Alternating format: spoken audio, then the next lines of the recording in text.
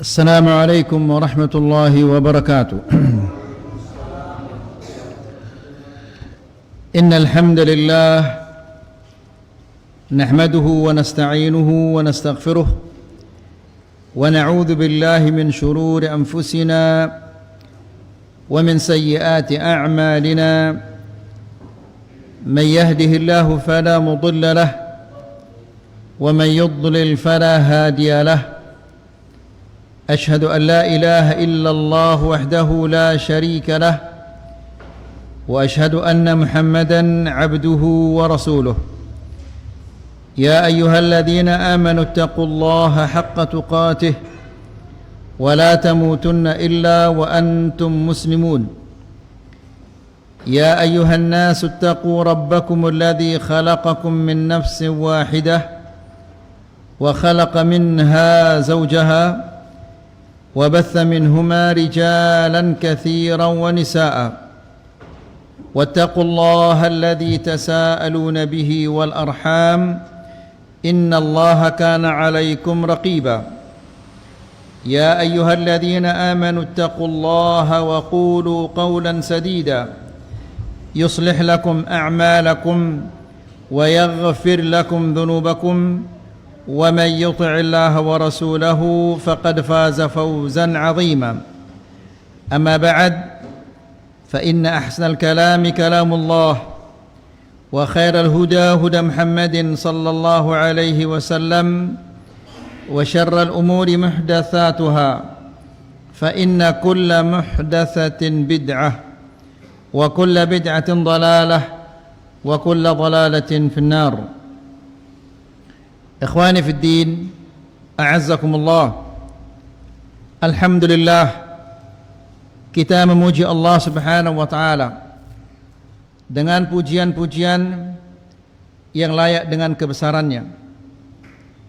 Kalau Allah Subhanahu wa taala tidak menggerakkan hati kita, tidak memberikan kekuatan bagi fisik kita, maka tidak mungkin kita akan datang ke tempat ini untuk mendengarkan ayat-ayat Allah dan mendengarkan hadis-hadis Rasulullah sallallahu alaihi wasallam. Kemudian ikhwani fi din azakumullah, ingatlah bahwa orang yang hadir di tempat-tempat yang dicintai oleh Allah Subhanahu wa taala seperti majlisul ilm, ini adalah tempat yang sangat dicintai oleh Allah Subhanahu wa taala. Sehingga saking cintanya Allah Subhanahu wa taala kepada majlisul ilm, Allah menugaskan malaikat-malaikat tertentu untuk mencari majlisul ilm. Kemudian Allah Subhanahu wa taala memilih orang-orang tertentu yang bisa hadir di majlisul ilm. Maka orang yang datang ke majlisul ilm itu berarti orang yang dipilih oleh Allah Subhanahu wa taala untuk mendapatkan kebaikan-kebaikan. Karena di saat yang sama ini ada ratusan, bahkan ada ribuan orang yang santai-santai di rumahnya, yang bercanda ria dengan anak istrinya, atau yang sedang menikmati secangkir kopi, ya, dan dia tidak hadir di majlisul ilm. Ini adalah kerugian yang sangat-sangat besar. Allah Subhanahu wa taala tidak pernah memerintahkan nabinya untuk minta ditambahkan kecuali satu, yaitu tambahan ilmu. Hanya itu. Dan tentunya ilmu kita tidak akan bertambah kecuali apabila kita datang ke majlisul ilm. Ikhwani fid din, a'azzakumullah. Kajian kita pada malam ini masih berkaitan tentang arkanus salat wa wajibatiha wa sunaniha. Rukun-rukun salat, kewajiban-kewajiban dan sunnah-sunnahnya. Dan kita masih pada malam ini kajian kita berkaitan tentang sunnah-sunnah di dalam salat. Dan kita mengatakan sunnah-sunnah di dalam salat ini tidak membatalkan salat apabila ditinggalkan secara sengaja atau tidak sengaja. Ini tidak membatalkan salatnya. Kemudian kita menjelaskan juga di antara rukun di antara sunnah-sunnah salat yang sudah kita wajibkan, yang sudah kita sampaikan adalah yaitu mengangkat kedua tangan sejajar dengan bahu atau telinga. Yang kedua, meletakkan tangan kanan di atas tangan kiri di dada. Yang ketiga, memandang atau fokuskan pandangan di tempat apa? Tempat sujud. Yang keempat, membaca doaul istiftah. Yang kelima adalah at-ta'awudz, a'udzubillahi minasyaitonir rajim. Yang keenam adalah al-basmalah. Yang ketujuh, mengucapkan amin setelah imam mengatakan waladhdallin. Kemudian yang kedelapan adalah membaca surah setelah Al-Fatihah. Yang kesembilan adalah menjaharkan bacaan di salat yang jahriyah, dan yang ke-10 adalah sir pada salat yang sirriyah, dan yang ke-11 adalah saktah latifah, diam sejenak ya antara apa? Antara bacaan surah ini. Kemudian yang ke-12 yang terakhir adalah yaitu meletakkan kedua tangan dengan merenggangkan jari-jari di atas lutut ketika ruku'. Itu yang terakhir yang kita sampaikan di pertemuan yang sebelumnya. Yang ke-13, maddudz dhahr fir ruku', meluruskan punggung. Meluruskan punggung hatta ketika ruku', sehingga seandainya dituangkan air itu tidak akan mengalir. Maksudnya saking lurusnya. Ya.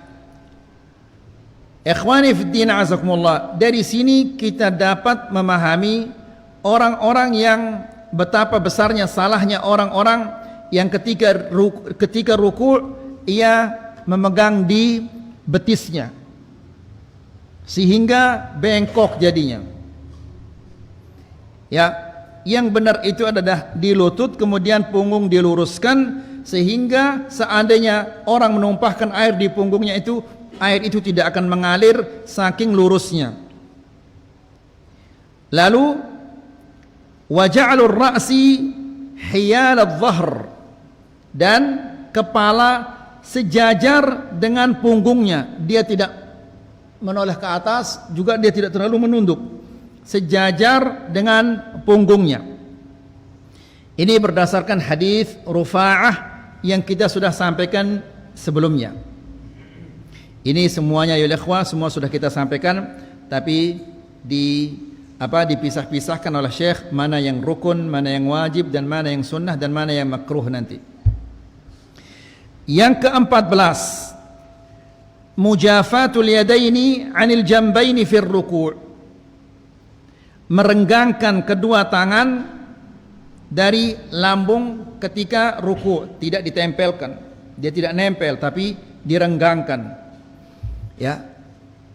Ini berdasarkan hadis Abi Humaid As-Sa'idi yang sudah kita sampaikan sebelumnya. Yang ke-15, ma zada 'ala at-tasbihati al-wahidah fi ar-ruku' was-sujud, lebih dari satu tasbih ketika ruku' atau ketika sujud. Misalnya yang wajib itu adalah subhana rabbiyal azim, cukup sudah itu. Lebihnya itu adalah sunnah. 2 kali, 3 kali, 10 kali itu adalah apa? Sunnah. Tentunya sunnah ini tambahan apa? Tambahan pahala. Demikian juga sujud subhana rabbiyal a'la. Ya, kalau dia mengucapkan 1 kali sudah cukup sah sujudnya. Namun jika dia menambah 2 kali, 3 kali, 4 kali, 10 kali, tidak apa-apa. Ya, misalnya antum sudah 3 kali baca, imam juga belum juga bangun, baca lagi. 10 kali belum juga dia bangun, baca lagi. Ya, Kemudian yang ke-16. Ini semua sudah kita sampaikan sebelumnya ya ikhwan. Yang ke-16, ma zada 'ala al-marrati al-wahidah fi su'alillah al-maghfirata baina as-sajdatain li hadits Hudzaifah. Lebih dari satu kali meminta ampunan kepada Allah Subhanahu wa taala ketika duduk di antara dua sujud. Ya, satu kali dia mengatakan Rabbighfirli sudah cukup. Tapi kalau dia tambah Rabbighfirli, Rabbighfirli, Rabbighfirli, Rabbighfirli 10 kali, 20 kali, imamnya belum juga bangun, tambah lagi 30. Ya, tambah Rabbighfirli, Rabbighfirli, Rabbighfirli, terus tambah. Ya, semua tambahan itu adalah tambahan apa? Tambahan pahala di sisi Allah Subhanahu wa taala. Cukup satu kali Rabbighfirli sudah cukup.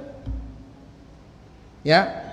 Kalau antum datang misalnya imam sudah apa? Sudah sujud, maka sujud kemudian bangun, kemudian Rabbighfirli cukup satu kali. Kemudian yang ke-17. Qaulu mil as-samawati wa mil al-ard wa mil ma syi'ta min syai'in ba'du. Ini sudah dihafal apa belum ini? Yo, katanya dihafal waktu itu. Belum Pak Haji? Mil as-samawat, setelah bangun dari ruku, Rabbana lakal hamd hamdan katsiran tayyiban barakan fi. Terus mil as-samawat wa mil al-ard. Sudah hafal apa belum? Enggak boleh bohongin masjid ini, rumah Allah ini. Alhamdulillah. Tapi yang lain sudah cep hafal antum? Iya, kalau Pak Haji hafal antum harus hafal. Saingan antum. Nanti Pak Haji nanti simak dia betul apa enggak dia.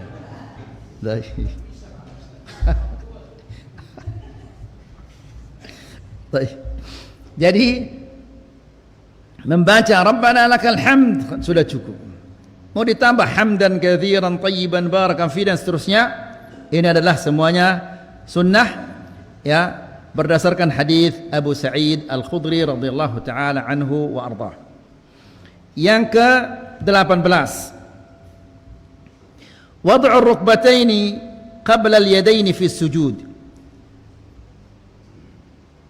Meletakkan kedua lutut sebelum kedua tangan ketika sujud. Jadi sudah kita sampaikan ayolah ikhwah, para ulama itu berbeda pendapat apakah lutut duluan ataukah tangan duluan. Dari dulu sampai sekarang sampai kapanpun mereka akan tetap berselisih dalam masalah ini. Ya, jadi kita harus lapang dada dan tidak boleh kita menyalahkan seseorang jika itu adalah masalah apa? Khilafiyah. Tidak boleh kita juga membid'ahkan seseorang jika itu adalah masalah khilafiyah. Ya, karena yang berbeda pendapat dengan kita dia punya dalil. Ya, dia menganggap dalilnya dia adalah yang benar, menganggap dalil kita salah atau kurang jelas. Begitu juga kita sebaliknya. Ini berdasarkan hadis Wa'il ibn Hujr. Kemudian yang ke-19, dhammu asabi'il yadaini fi sujud. Merapatkan, menempelkan jari-jari tangan ketika sujud. Ya. Ini sunnahnya. Kalau dia renggang sedikit ya tidak apa-apa. Ini sunnahnya yaitu dia merapatkan jari-jarinya, menempelkan jari-jarinya. Kalau seandainya dia renggang, ini tidak membatalkan salatnya. Namun tentunya dia tidak sepenuhnya mengikuti sunnah Nabi sallallahu alaihi wasallam. Kemudian yang ke-20,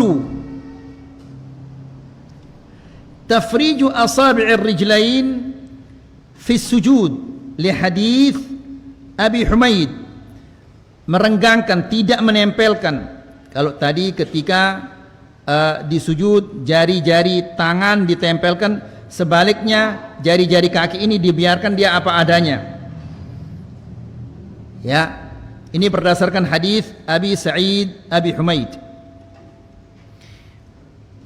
Yang ke-21, Pak Bukhari, antum semua catat ini? Ya, antum semua. Kalau bisa nanti apa namanya dicetak kemudian dibagikan kepada kawan-kawan agar bisa diingat. Yang ke-21, istiqbalul qiblati bi atrafi asabi'il yadaini war rijlaini fi sujud. Menghadapkan ke kiblat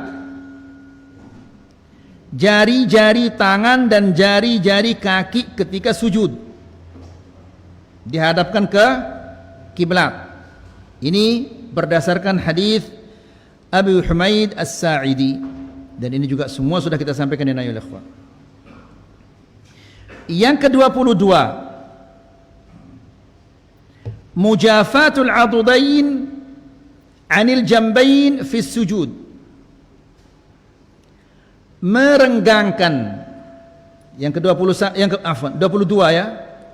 22, merenggangkan lengan atas, kedua lengan atas dari lambung ketika sujud.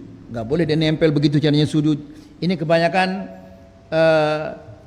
ikhwan-ikhwan kita, dan masih kita lihat sampai sekarang, ketika sujud dia tidak merenggangkan tangannya seperti itu, justru dilipat seperti ini. Salah ini ya ikhwah. Nggak tahu ini dia ibuk atau dia malas atau dia apa ceritanya ini. Ya, kecuali kapan dia jangan merenggangkan? Kalau jamaahnya terlalu banyak, yang sholat banyak sehingga ini dapat mengganggu orang lain. Dan kita katakan Nabi SAW saking renggangnya antara lengan atas dan lambungnya ini sampai apa? Kalau ada anak kambing bisa dia lewat dari kolong lengan atasnya ini. Ini berdasarkan hadis Abdullah ibni Malik ibni Buhaynah. Yang ke-23, mujafatul batni 'anil fakhidain wal fakhidain 'anis saqain wat tafrij bainal fakhidain. Merenggangkan perut dan kedua paha, jangan dilipat tapi direnggangkan, ada jarak. Kemudian dan juga merenggangkan kedua paha dari kedua betis, ya. Kemudian wat tafriju bainal fakhidain, dan kedua pahanya itu direnggangkan, jangan ditempel ketika dia sujud. Dan waktu itu dipraktekkan oleh anaknya siapa waktu itu? Anak Syafiq, anaknya Pak Mansur. Jadi tidak dilipat, kemudian kakinya, betisnya sama pahanya sampai dia nempel, itu adalah salah. Tapi harus direnggangkan, ada jarak antara perut dan kedua pahanya, kemudian betisnya dan kedua pahanya ini ada jaraknya. Yang ke-24, wad'ul yadaini hadwal mankibaini awil udhunaini fis sujud wasujudu bainahuma. Ketika sujud, tangannya ini sejajar dengan daun telinganya atau bahunya. Jangan dia ke belakang ditaruh atau terlalu depan, tapi sejajar dengan bahunya atau sejajar dengan daun telinganya ketika dia sujud. Ini berdasarkan hadis Wa'il dan Al-Bara. Yang ke-25,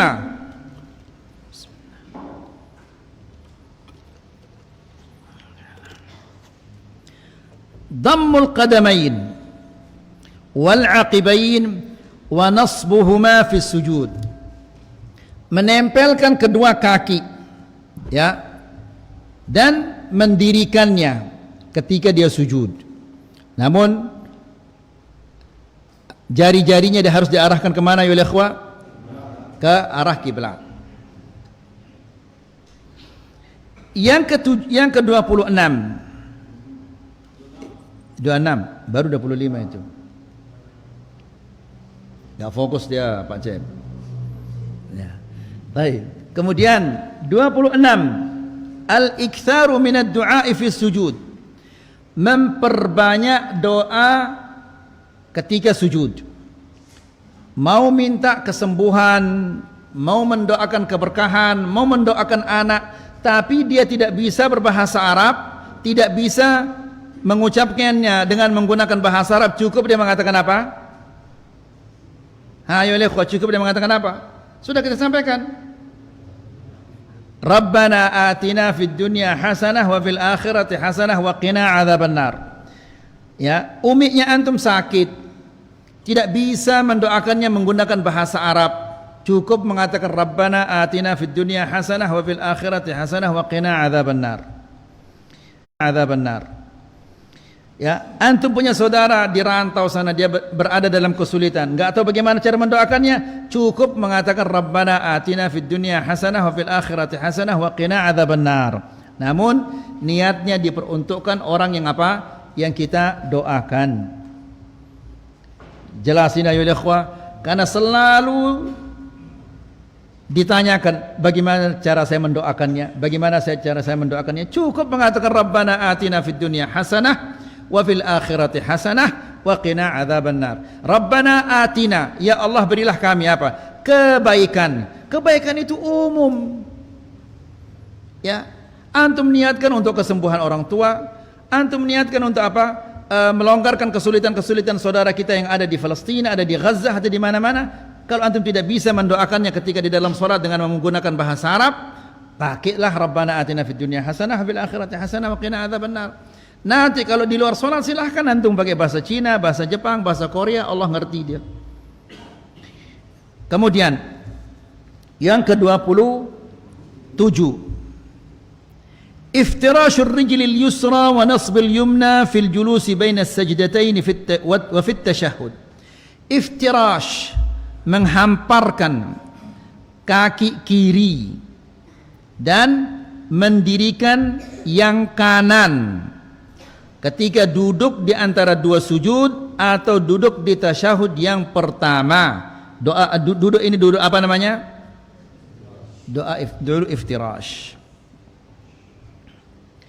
Yang ke-28, wad'ul yadil yumna 'ala al-fakhidhil yumna wal yusra 'ala al-yusra. Meletakkan tangan kanan di atas paha kanan dan yang kiri di atas paha kiri. Idza jalasa fi shalah, ketika dia duduk di dalam salat. Atau wad'ul kaffaini 'ala ar-rukbatain, atau meletakkan kedua tangannya di atas kedua lututnya. Tadi di atas pahanya, kemudian yang berikutnya di atas kedua lututnya. Ya, dua-duanya itu adalah benar. Awad'al kafil yumna 'ala al-fakhidhil yumna wal yusra 'ala al-yusra wa yulqimu kaffahu al-yusra. Yang ketiga bagaimana ya ikhwan? Tadi kedua tangan di atas kedua paha, kemudian di atas kedua lutut. Yang ketiga bagaimana? Tangan kanan di atas tangan di paha kanan, yang kiri di atas lutut yang kiri, kemudian digenggam. Ya, jadi bentuknya begini, menggenggam.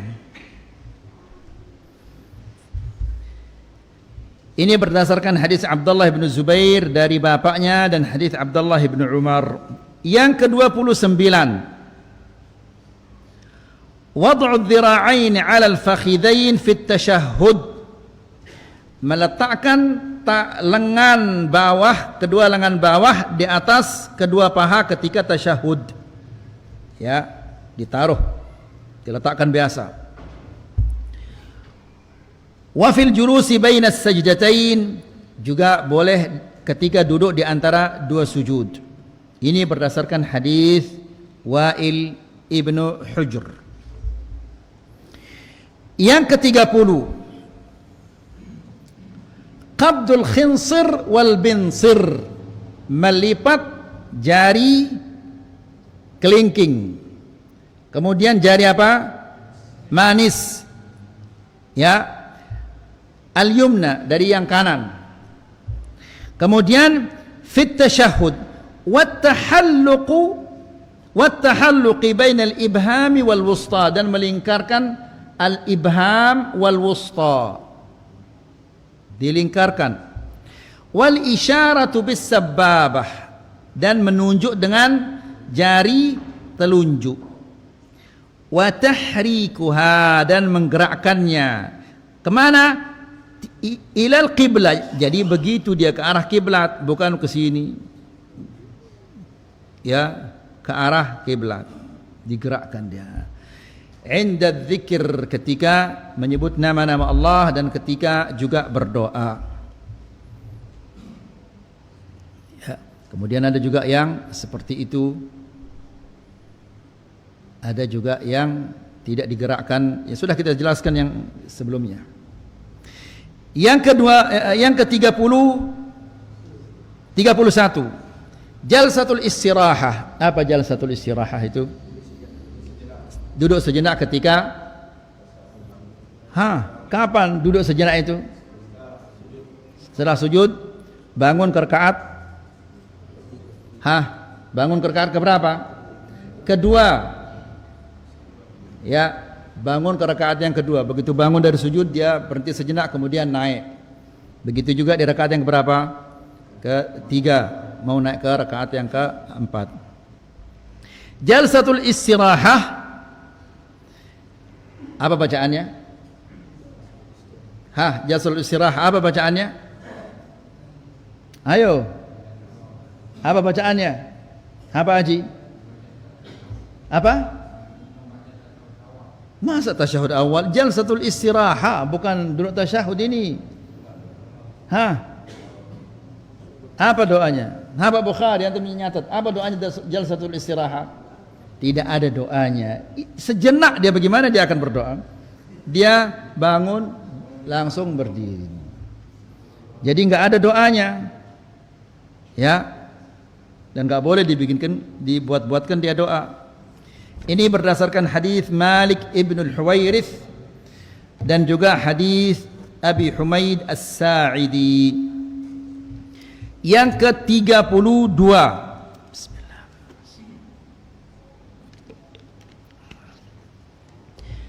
Yang ke-32, at-tawarruku fit tasyahhud ats-tsani, duduk tawarruk di tasyahud yang kedua. Ya, duduk tasyahud. Tawarruk itu yang bagaimana ayo ikhwah? Cep, bisa anda duduk tawarruk, Cep? Oh bisa dia. Bisa dia Pak Haji. Antum kira dia enggak bisa.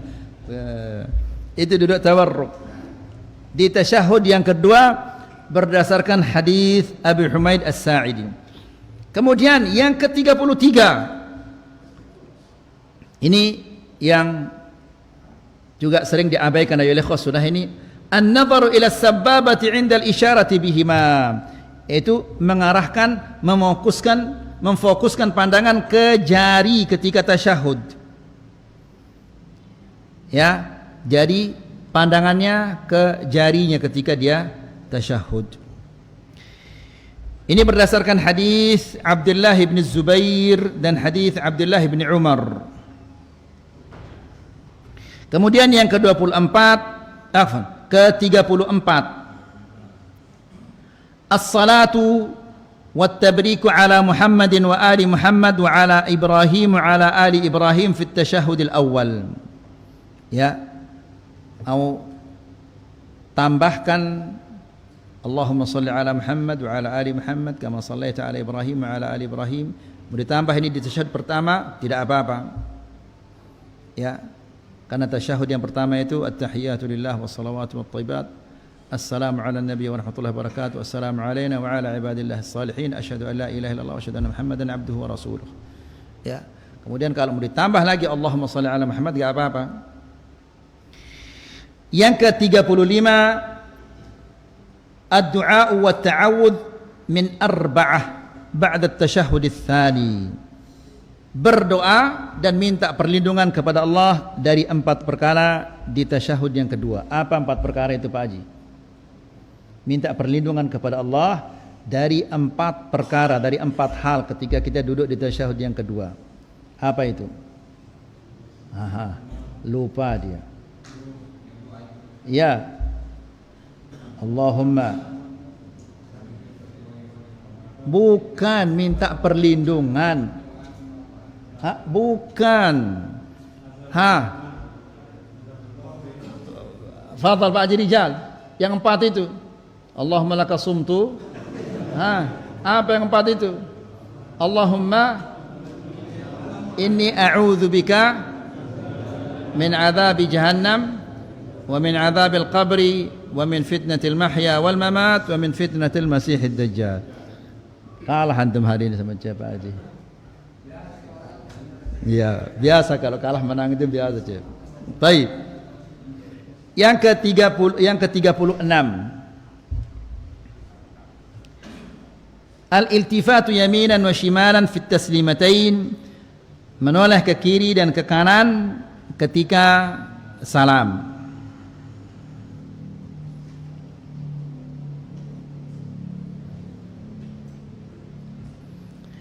Kemudian ikhwani fiddin azakumullah, ada juga yang menambahkan, ditambah yang ke-38, yaitu ke-37, ada yang menambahkan, yaitu niatnya ketika salam itu adalah menyelesaikan sholatnya. Ya, ini tambahan. Padahal dia secara otomatis kalau sudah assalamualaikum otomatis dia sudah apa? Sudah selesai sudah itu. Ya. Namun jika dia niatkan adalah dia mengakhiri dengan salam ini, dia mengakhiri sholatnya, maka itu adalah tambahan pahala. Berdasarkan hadis Jabir ibn Samurah, dia mengatakan alama tumi'una bi aydikum ka'annaha adnabu khailin syumusin. Kenapa tangan kalian ini seperti ekor kuda yang liar ketika salat? Yang bagaimana itu ayo ikhwan? Iya, assalamualaikum, tangannya begini. Assalamualaikum. Ini seperti kuda yang liar ini. Betapa banyaknya kuda liar di masjid-masjid. Ya. Jadi kata Jabir, innama yakfi ahadakum an yad'a yadahu ala fakhidayhi thumma yusallimu ala akhihi, menoleh assalamualaikum ke saudaranya ada di kanan dan yang ada di kirinya. Baik, sekarang kita masuki makruhat as-shalah, hal-hal yang makruh di dalam salat.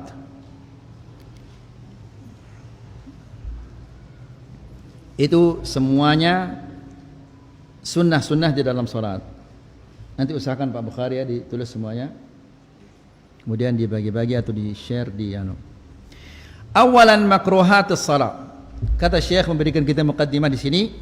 Yanbaghi lil muslimi al-'inayatu bi salatihi wal iqbali 'alayha bi qalbihi. Seorang muslim apabila dia salat, maka hendaklah dia memiliki perhatian yang sangat besar terhadap salat ini. Wal iqbali 'alayha bi qalbihi, dan menghadap Allah dengan sepenuh hatinya ketika dia salat. Ingat ayyuhal ikhwah, apa kata Rasulullah sallallahu alaihi wasallam, wa inna ahadakum la yusalli sittina sanah. Ya, bisa jadi salah seorang di antara kalian dia salat 60 tahun.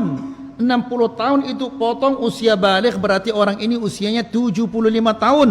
Dan ucapan ini diucapkan kepada para sahabat, ya, yang mengerti bacaan di dalam solatnya, yang solat di belakang Rasulullah SAW langsung, yang tidak punya beban seperti kita. Kata Nabi, 60 tahun dia solat, wa ma tuqbalu lahu salat, satu salat pun tidak diterima oleh Allah. Artinya tidak ada pahalanya. Ya, nanti kalau dia menuntut di hadapan Allah, ya Allah saya sudah solat 60 tahun. Iya benar kamu solat 60 tahun, namun solatmu itu semuanya kosong. Ya, tidak ada orang menjamin bahwa saya tidak termasuk orang itu. Tidak ada yang menjamin demikian. Bahkan Umar ibn al-Khattab radhiyallahu ta'ala anhu, sebagaimana pernah kita sampaikan, ketika dia berdiri di mimbarnya, dia mengatakan betapa banyaknya orang-orang yang sudah beruban jenggotnya, namun salatnya satu pun tidak diterima oleh Allah. Ya, jadi ikhwani fillah azakumullah, ini menunjukkan bahwa kita harus memiliki perhatian yang sangat besar terhadap salat ini, mempelajarinya, ya, sesuai dengan yang diajarkan oleh Rasulullah SAW. Kemudian bacaan-bacaannya kita hafalkan, kemudian kita fahami maknanya, agar solat kita itu menjadi apa? Solat yang bermakna dan memiliki pahala yang besar. Jadi seorang muslim ketika dia solat, dia harus memperhatikan solatnya, dan dia fokus, ya, dan mengarahkan hatinya kepada Allah Subhanahu wa taala. Kenapa? Li'annahu yunaji rabbahu. Karena ketika dia salat itu dia berdialog dengan Allah Subhanahu wa taala. Kan kurang ajar namanya ketika antum berbicara dengan seseorang lalu dia perhatiannya kemana, semua diperhatikan. Antum yang bicara tidak diperhatikan. Begitu juga orang yang salat namun dia tidak mengerti apa yang dia baca. Maka seperti orang yang dialog tapi yang temannya dialog kesana kemari diperhatikan. Ya. Mana mungkin akan terjadi dialog kalau salah satu di antara orang yang berdialog ini yang tidak memahami bahasa yang satunya. Ya. Kemudian akhwani fillah azakumullah, pernah kita menyampaikan bahwa ketika seorang muslim itu dia salat, malaikat itu mendekat sampai dia tempelkan mulutnya di mulut orang yang salat. Ya. Sehingga semua yang dia baca itu masuk ke lambungnya malaikat ini. Dan nanti ini akan dibuka di akhiratnya nanti. Nah, kalau yang sholat ini mulutnya bau, karena malaikat itu terganggu dengan apa anak Adam itu terganggu. Kalau yang sholat ini mulutnya bau, nggak mau dia mendekat. Makanya dianjurkan kita oleh Nabi Sallallahu Alaihi Wasallam, dan ini sudah kita sampaikan di bab wudu dulu dan bab taharah. Ya, disunnahkan untuk apa? Bersiwak. Ya, tujuannya apa itu? Supaya malaikat itu ketika aroma mulut kita harum, dia senang mendekat. Ya, begitu juga Nabi Sallallahu Alaihi Wasallam sebelum dia masuk ke rumahnya, yang pertama kali dilakukan adalah apa? Siwak yang pertama kali. Kenapa? Karena dia akan bercerita dengan istrinya. Ya, kalau dia senang aroma mulut istrinya harum, juga kita harus aroma mulut kita harum. Jangan kita suruh istri kita sikat gigi saja sementara kita tidak pernah sikat gigi. Kemudian ini berdasarkan hadis Anas yarfa'uh. Dia mengatakan, "Inna ahadakum idza qama fi salatihi." Perhatikan ayo ikhwah. Kata Anas, sesungguhnya salah seorang di antara kalian apabila dia berdiri salat, ya, fa innama yunaji rabbahu. Sesungguhnya dia berdialog dengan Allah, dengan Tuhannya. Au inna rabbahu baina yadayhi wa bainal qiblah. Atau Allah Subhanahu wa taala berdiri di depannya antara dia dan kiblat itu. Allah ada di depannya. Tapi Allah tetap di mana? Bersemayam di atas arasy. Ya. Fala yabzuqanna ahadukum qibala qiblatih. Jangan kalian berludah ke depan. Ya. Kalau memang dia harus berludah, berludahlah ke kirinya atau di antara kedua kakinya. Maksudnya Anas di sini ketika seorang yang sholat itu dia berada di hadapan Allah. Masa layak ketika dia berdiri di hadapan Allah pikirannya ke rumah, istrinya pesan martabak, istrinya pesan cendol, istrinya pesan ini, istrinya pesan ini, istrinya pesan itu dan seterusnya. Tidak pantas itu ayo ikhwah. Dan itu terjadi. Kenapa terjadi itu? Karena kita ini tidak mengerti apa yang kita baca. Ya, coba kita mengerti apa kita baca, maka insya Allah semua itu akan hilang atau berkurang. Jelas ayo ikhwah. Ya, karena tidak mungkin kita tidak otak kita ini tidak bereaksi. Ketika dia Allahu Akbar lagi khusyuk, tiba-tiba ada aroma. Ini aroma apa ini? Aroma cumi ini atau udang ini atau ikan kerapu yang tercium ini. Pasti kepalanya apa istilahnya ini? Bukan mencari tahu ini aroma apa ini. Ketika disengat kakinya, ya Allah, ini semut atau berangkak atau nyamuk atau apa ini? Itu pasti tidak mungkin tidak. Tapi ketika dia faham apa yang dia baca, dia terlintas sejenak kemudian dia akan hilang. Sebaliknya kalau dia tidak mengerti, begitu ada aroma cumi Masya Allah, ini pasti cumi. Bukan, cumi Sulawesi katanya itu cumi. Seperti itulah ya ikhwan. Kemudian dia menghayal ke sana kemari, ini kalau dipanggang betapa enaknya, dipakaikan dia kecap asin dan kecap manis, waduh, dan seterusnya. Itu gara-gara dia tidak faham. Wali hadits Ibnu Umar, juga berdasarkan hadis Ibnu Umar, yarfa'uhu wa fihi, yang marfu' kemudian dia mengatakan, idza kana ahadukum yusalli, apabila salah seorang di antara kalian salat, fala yabsuq qibala wajhihi, jangan dia berludah ke depan. Fa innallaha qibala wajhihi idza shalla, karena sesungguhnya Allah berada di depannya ketika dia salat. Was-salatu la tabtul bi fi'li ma yukrah, walakin kamalul adabi yaqtadi al-bu'du an jami'il makruhat. Melakukan sesuatu yang makruh ini tidak membatalkan salat. Ya, akan tetapi termasuk etika di dalam salat menjauhkan segala sesuatu yang makruh. Jelas ini ayo ikhwah. Ya, jadi makruh itu tidak membatalkan salat, tapi seharusnya kita jauhkan dia. Yang pertama,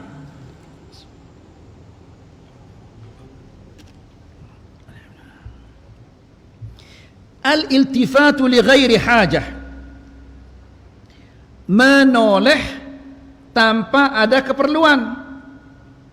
Perhatikan di sini ya, menoleh ke kiri ke kanan, memberikan isyarah ke kiri ke kanan, kalau tidak ada perluan ini tidak boleh, ini haram. Tapi kalau ada keperluan ini dibolehkan. Kan pernah kita menyampaikan hadis Aisyah radhiyallahu taala anha, ketika dia salat apa itu, kemudian datanglah Zainab, lalu dia bertanya salat apa ini, karena ini salat zuhur bukan pada waktunya, ternyata itu salat apa? Gerhana matahari. Dia bertanya, Zainab bertanya, marin nas, salat apa ini? Dia memberikan isyarah ke atas, maksudnya ini gerhana matahari. Ikutlah dia salat, ternyata itu adalah musim panas sekali. Dia mengatakan, hampir aku pingsan, kata Zainab. Kemudian dia maju ke gentong yang ada di depannya, kemudian dia ambil air, kemudian dia basahkan dirinya. Coba kalau kita, pelajaran kita dulu bergerak 3 kali sudah batal sudah. Ini lebih dari 3 kali nih. Habis waktu ini. Baik, ini saja dulu. Insyaallah kita lanjutkan di kajian berikutnya. Wa sallallahu ala nabiyyina Muhammad walhamdulillahi rabbil alamin.